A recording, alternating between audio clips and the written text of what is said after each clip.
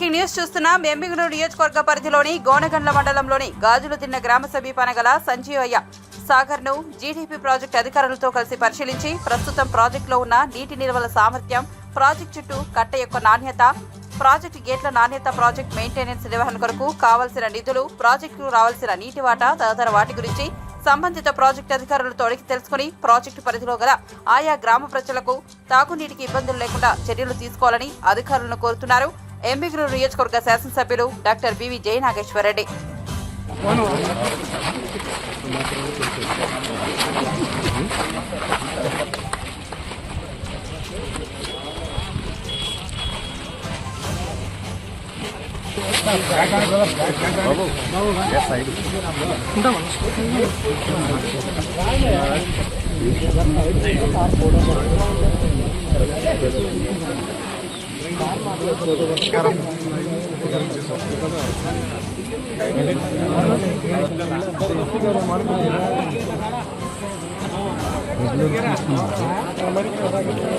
Estimations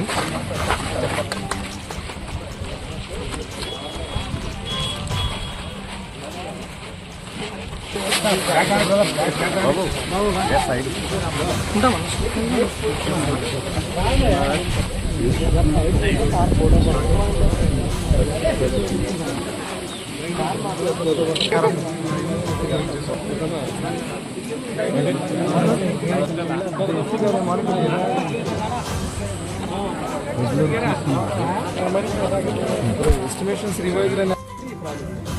ఈరోజు ముఖ్యంగా గత ప్రభుత్వంలో వైఎస్ఆర్ గవర్నమెంట్ అధికారం ఉన్న రోజున ఎంత హాస్యాస్పదం అంటే ఈ ప్రాజెక్టుని స్ట్రెంగ్తన్ చేస్తామని చెప్పి 1 మీటర్ హైట్ పెంచుతామని చెప్పి ఎమ్మిగనూరుకు నీళ్ళు ఇస్తామని చెప్పి ఈ ప్రాజెక్టుకు ఆమోదం తెచ్చుకోవడం జరిగింది.